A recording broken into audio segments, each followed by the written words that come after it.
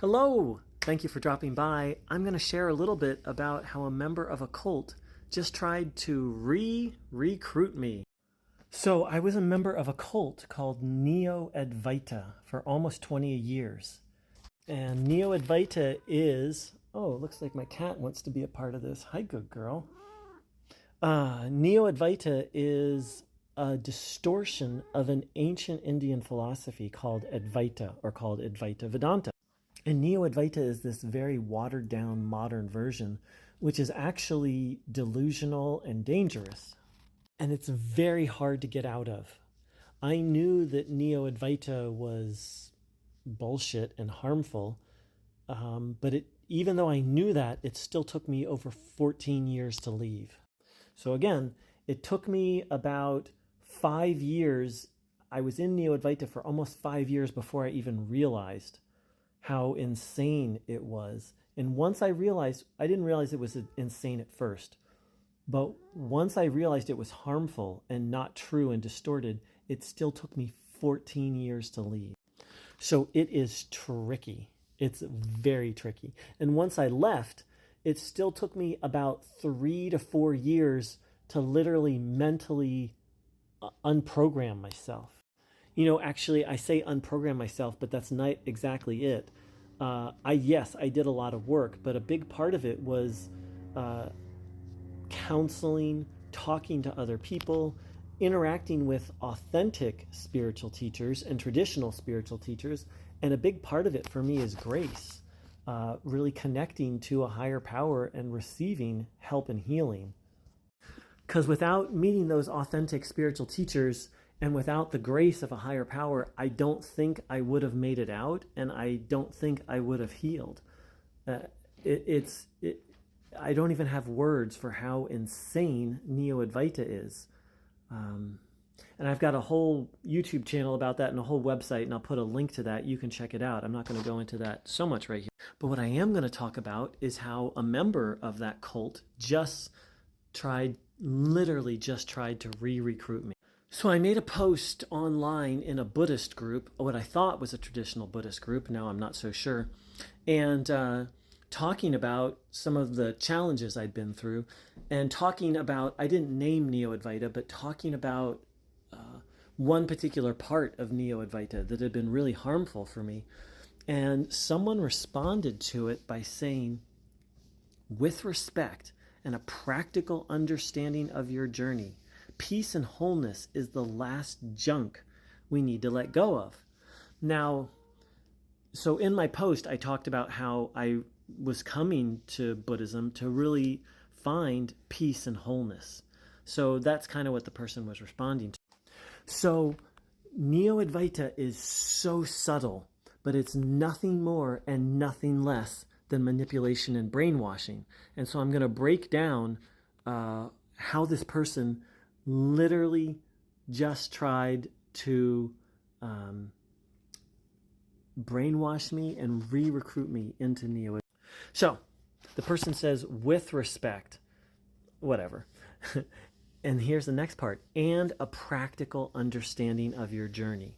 So this person is implying that they understand my journey. So I basically wrote something that you could read in about 4 minutes. You know, it's maybe 4 paragraphs, not very long. But so just with me sharing just a little bit, this person is saying, hey, I understand not only do I understand your journey, but I'm going to offer you some practical guidance about your journey. After having read 4 paragraphs, a complete stranger who's not who has no spiritual teacher, I read some of their other writings. This person has decided, I'm enlightened, and now they're going out and teaching other people. Well, I say teaching, but they think they're teaching other people. They're really trying to get other people to believe insane things. So let's continue. And a practical peace and wholeness is the last junk we need to let go of. So first and foremost, this person is trying to teach the false idea that peace and wholeness are junk. So Neo-Advaita is all based around, and a lot of cults are actually, manipulation and word games. There's a little bit more to it than that, but those are two of the main things. And so right here, right now, this person is basically trying to teach me that a cat is a dog. They're trying to redefine words and redefine reality. They're basically trying to say what's true is not true. And so this is my first interaction with this person. You know, I was going to kind of give this fervent response, but now I think what I'm going to do is I'm going to play. And I'm going to pretend that I'm believing them and see what happens. Ooh, this is going to be interesting. But anyway, so that's how cults work. They teach definitions of words that are not true, and they teach that what's true is not true. So peace and wholeness are like, just from a life perspective, much less a spiritual perspective, are the most important thing. Like the most important thing.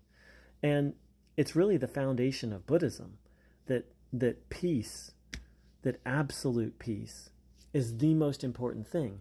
But here we have someone who has declared themselves enlightened, declared themselves a spiritual teacher, reaching out to me, a stranger, someone who they don't know. They're saying, hey, I understand your journey, and I understand the practical steps of your journey. And what you need, basically what they're saying is, what you need to understand is that peace and wholeness are junk, that you're going to need to let go of them. And in fact, those are the final obstacles. So this is a prime example of how Neo-Advaita works. And how cults work in general is this kind of mystical mumbo jumbo that has this piece of truth in it. So yes, many different spiritual traditions say that you have to let go of everything, but no actual tradition says that you have to let go of peace and that you have to let go of wholeness. In fact, almost every mystical tradition on the planet says peace and wholeness are the ultimate goals.